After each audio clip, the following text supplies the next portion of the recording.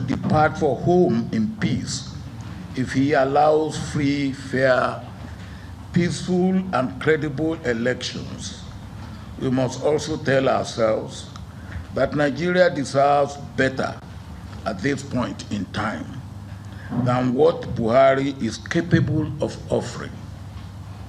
History will note that he has been here.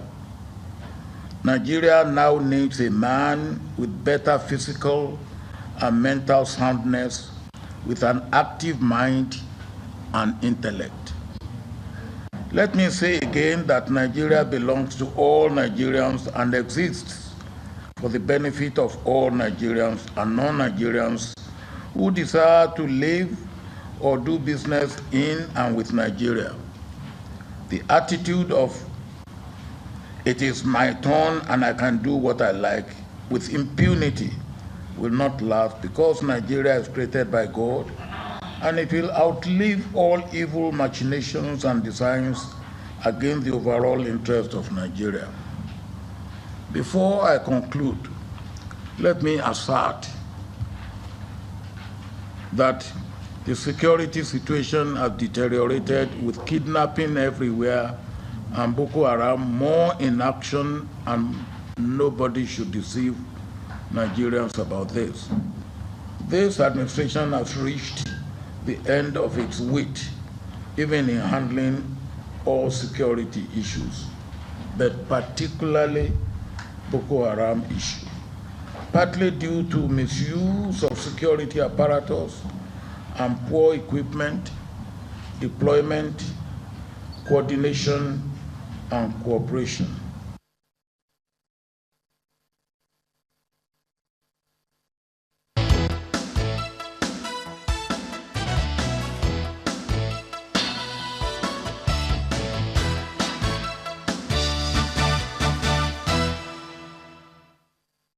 Welcome back. Well, let's get some reaction from INEC. You know that the PDP has spoken about what they think or suspect may happen in Rivers.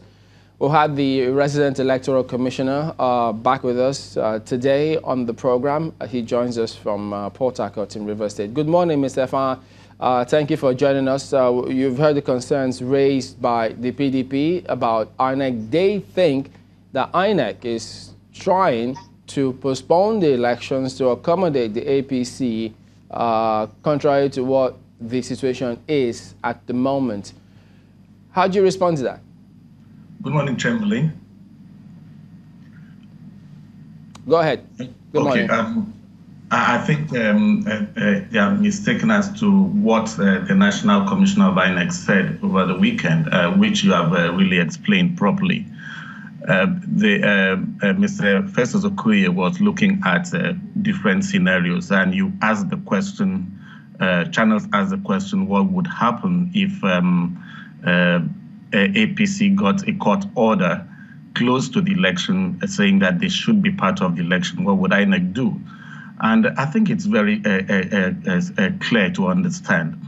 If the court order comes too close to the election, at a time the ballot papers have already been printed without the logo of the political party that the court now says should be part of the election, it follows that you cannot have the election without the logos of all the political parties that are entitled to be on the ballot paper being there.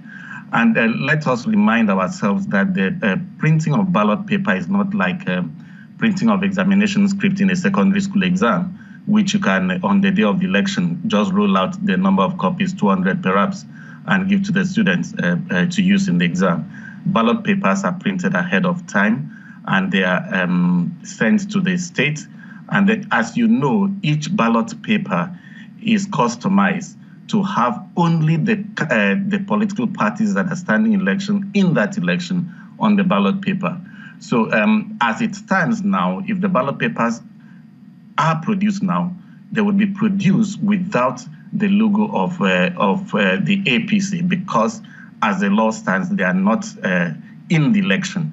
But what Barrister Festus Okoye was trying to say was that if we get so close to the election and the court order comes, like we saw it happening in Ondo State, but I think I need to distinguish the difference between the Ondo scenario, the governorship election scenario, and what we have in Rivers State.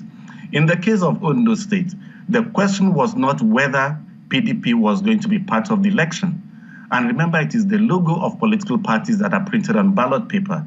And so for all times, the logo of PDP was going to be on the ballot. What the court had to decide was who was the authentic candidate of PDP in that election. So whoever the court decided, even if they decided on the day of the election that the person was the candidate of the party in that election, it would not have affected anything because the logo of the party was already there. And we've even had situations where after elections, the court still goes to order to determine who ought to be a candidate of a political party and an election that had already passed. So in this case, it is different from that. In this case, the question is a party entitled to be on the ballot on the election day? And so for now, the decision of the court, which we have adhered to, is that that party has no candidate, and so the party is not on the ballot. So the question is, supposing a day to the election or 2 days to the election, the court now says that this party ought to be part of the election. What do we do in that situation? So I think that it's an unnecessary controversy. We were only, the National Commissioner speaking on behalf of INEC was only explaining what the possibilities might be. And I think that people who have open mind on this would accept that the explanation given by the National Commissioner was just apt. And I'm reiterating that I see no controversy in what the National Commissioner said. You do that, you may be preempting or taking a step a little too early, because if the courts do come out to say at the end of the day, perhaps maybe a day or two to the elections, and the ballot papers, as you say, have already been printed, what must be done to accommodate them? That's the point. That's the point. The National Commissioner said that if the order comes too close to the election, it would be difficult to have ballot papers that have the logos of all the political parties that ought to take part in that election. And so if that happens, INEC would have to rely on its powers under the law to shift the election to accommodate that. But let us not talk as if that is a certainty. The certainty now is that APC is not on the ballot. APC is not a fielding candidate for the election. And so if elections were to be conducted now, you won't have APC on the ballot. And if nothing changes before election, that is what would happen. One last one here. The former President Obasanjo is one of those people who says, as far as he's concerned, he's not confident that INEC can organize a credible election. And of course, because of the controversy in Rivers State, that's perhaps one of the reasons that he has that opinion. Should Nigerians be concerned? Well, I'm not aware that former President Obasanjo made reference to the case in Rivers State. And even if he did, each person is entitled to air the opinions on issues of national interest like this. And I'm sure that there are many people who have aired opinions on the capability of INEC to conduct election uncreditably. And so we will. I would think that we should look at what INEC has been doing preparatory to the election and some of the elections we've conducted in the past. And I can assure you that INEC is doing everything possible to conduct credible election. And we should also accept that credibility of the election does not rely only on the Independent National Electoral Commission. All the stakeholders involved in the election have a role to play in ensuring that the election is credible. And it also includes the political parties and politicians and statesmen by the kind of statements they make and the kind of insinuations they make. But I think that we are focused as an electoral management body to conduct credible election, and we only encourage Nigerians to give us that chance, and everyone should play their own part well to ensure that the elections are credible. Security. We do know the Electoral Act gives INEC that power to deploy security agencies or agents on that particular day. So concerning Rivers, how is that going to play out? Is it INEC at the national level or INEC at the state level to do the deployment? What kind of plans or cooperation or arrangements do you have in place for the elections? This idea of trying to distinguish between INEC at the national level and INEC at the state level is truly unnecessary.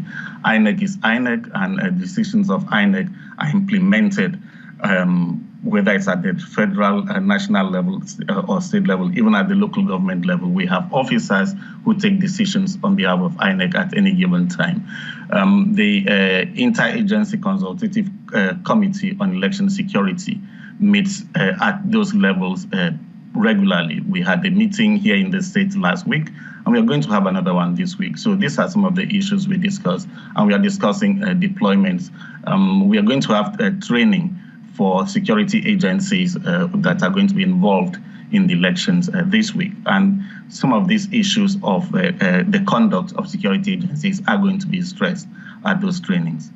Okay, well, you know, those offices exist for particular reasons. So we understand what you mean, that it's the one and the same, but we do know INEC at the national level, they have different functions. But concerning security, is SARS a member of that committee meeting in terms for security in the state? We have the Nigeria Police Force. That is the agency that coordinates. Actually, as a matter of fact, the Commissioner of Police in the state is the chairman of that committee, and the resident electoral commissioner is the co-chairman of that committee. So police is represented, the army is represented, the Navy, different armed forces are represented, and the paramilitary agencies are also represented. In other words, SARS passes for the police. Well, I'm talking about the police, and the police have different divisions, and all those divisions come under the police, and it is the police that sits on the table. All right, then, Obo Efaa, the Resident Electoral Commissioner for Rivers State, thank you for talking to us this morning. Thank you very much.